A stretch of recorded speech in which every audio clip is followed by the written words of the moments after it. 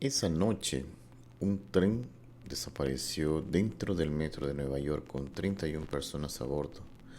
No hubo explosión, no hubo accidente, no hubo señal de socorro.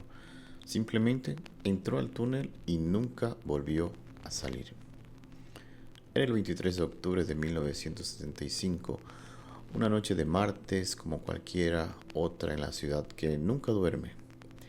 El aire olía a humedad y hierro oxidado, como siempre. Las luces parpadeantes del andén de la calle 34 dibujaban sombras largas sobre los azulejos sucios del piso. La gente caminaba rápido, como siempre lo hacen en Nueva York, sin mirarse, sin hablarse, cada uno encerrado en su propio mundo de prisa y cansancio.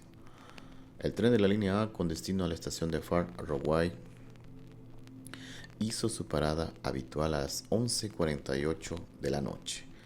Las puertas se abrieron, algunos pasajeros bajaron, otros subieron, entre ellos un hombre de 42 años llamado Edmund Selby, contador público, que esa noche había trabajado hasta tarde y lo único que quería era llegar a casa y ver a sus hijos antes de que se durmieran. Había comprado un sándwich de pavo envuelto en papel aluminio que nunca llegó a comer. También subió Marcia Chen, enfermera de turno nocturno con los pies hinchados y los ojos rojos, y un adolescente de 17 años con un Walkman naranja al que nadie pudo identificar completamente porque las cámaras de la que andén, según los reportes oficiales, esa noche no grabaron nada. No hubo fallo técnico documentado, las cámaras simplemente no registraron. Las puertas se cerraron, el tren avanzó hacia el túnel y ahí fue donde empezó todo. Lo primero que notaron los operadores del centro de control fue el silencio, no una alarma, no una señal de emergencia, sino la ausencia total de señal.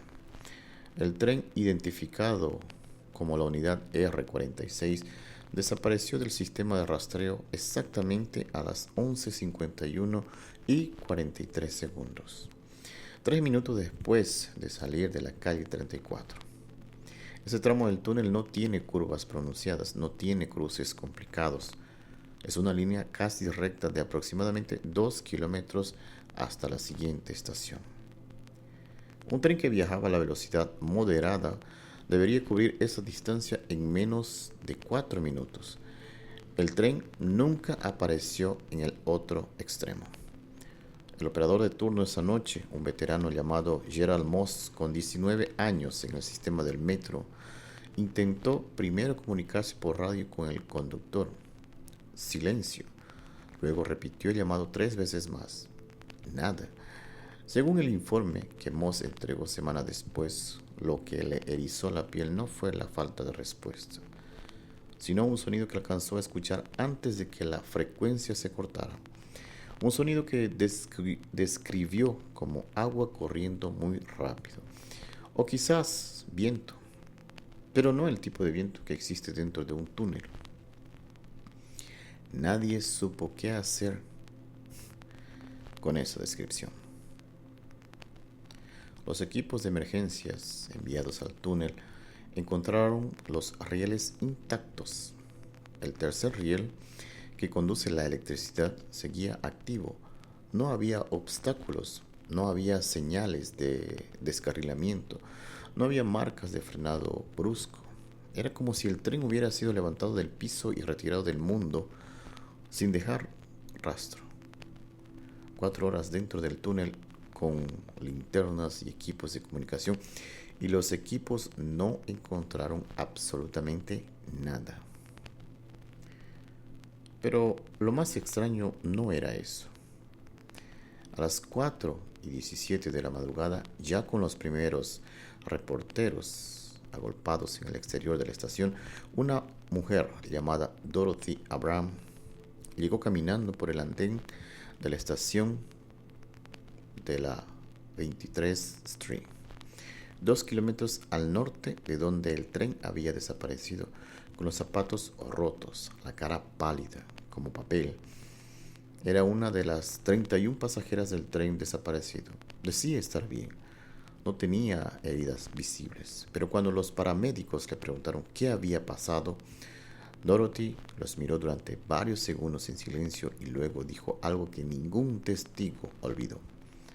El tren paró, pero nunca había estación. Eso fue todo lo que dijo esa noche. Después pidió agua y no volvió a hablar hasta 48 horas más tarde. Durante los días siguientes, la Autoridad Metropolitana de Transporte de Nueva York intentó mantener el caso lo más alejado posible de los medios. El argumento oficial fue que se trataba de un fallo en los sistemas de rastreo, combinado con una evacuación de emergencia por vías secundarias de servicio. Pero nadie que conociera la infraestructura del metro pudo explicar cómo 30 pasajeros habrían podido ser evacuados de forma silenciosa en plena noche, sin que ningún habitante de los túneles de servicios los viera pasar. Porque en el metro de Nueva York existen personas que viven ahí abajo. Se les conoce como los moles, communities, comunidades enteras que habitan en los túneles abandonados. Ninguno de ellos reportó haber visto a los pasajeros del tren esa noche.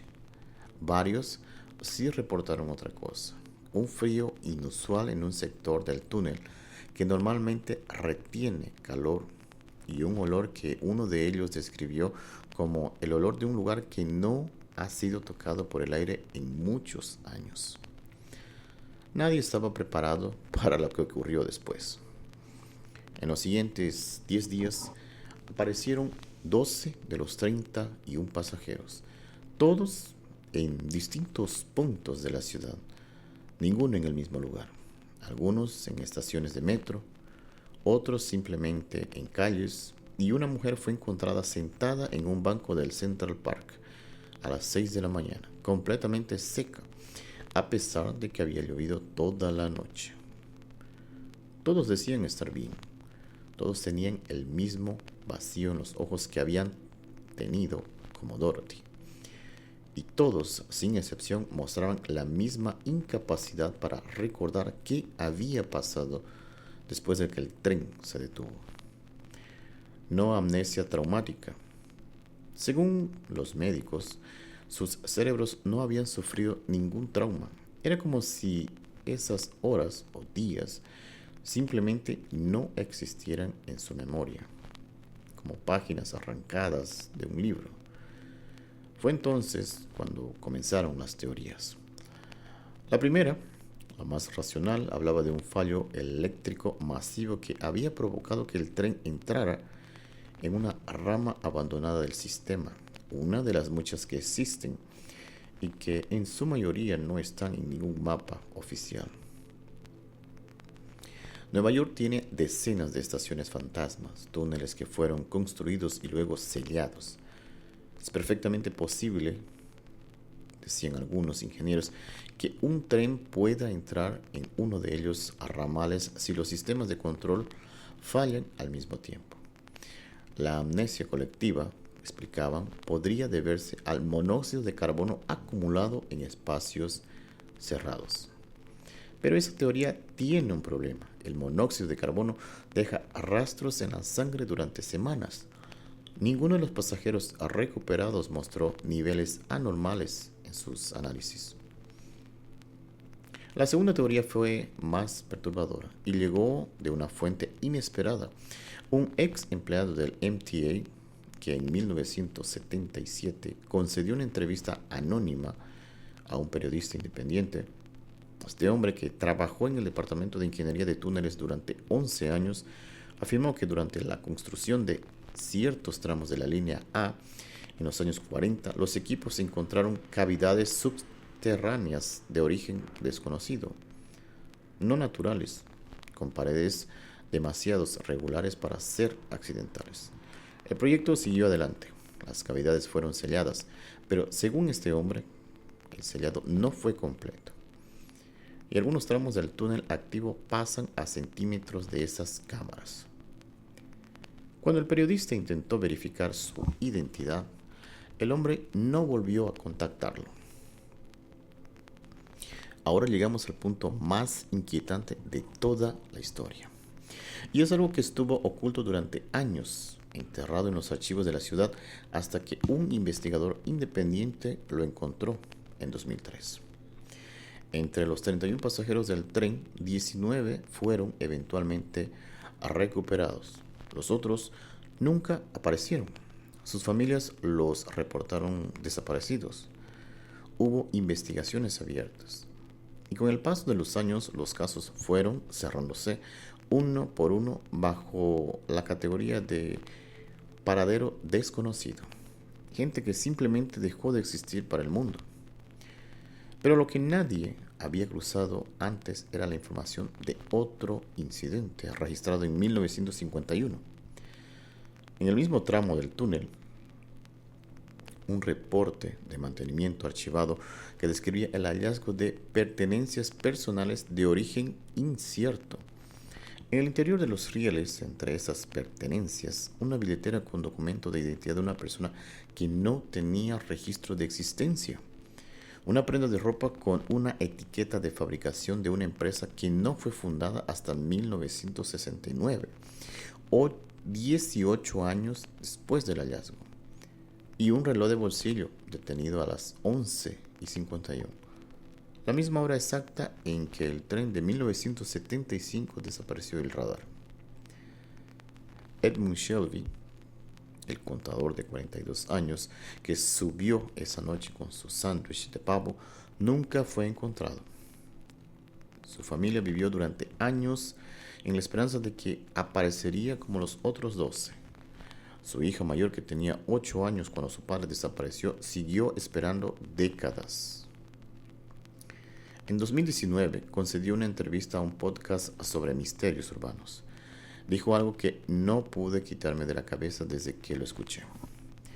Dijo que 2 semanas después de la desaparición de su padre, ella y su madre estaban limpiando la casa cuando encontraron algo en el bolsillo de un abrigo viejo de Edmund. Un abrigo que él no llevaba puesto esa noche. Era un papel doblado, una nota escrita con su letra. Decía solo 5 palabras. El túnel no tiene fin. Su hija afirma que ese papel no estaba ahí el día anterior, que su madre lo había lavado, ese abrigo la semana pasada antes de la desaparición. No había ninguna explicación lógica de cómo había llegado ahí. Hoy, el tramo del túnel donde ocurrió todo sigue activo.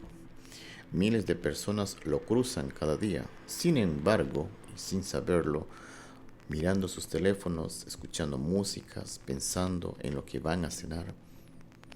El metro de Nueva York mueve millones de personas cada año y nadie se pregunta qué hay detrás de las paredes negras de esos túneles.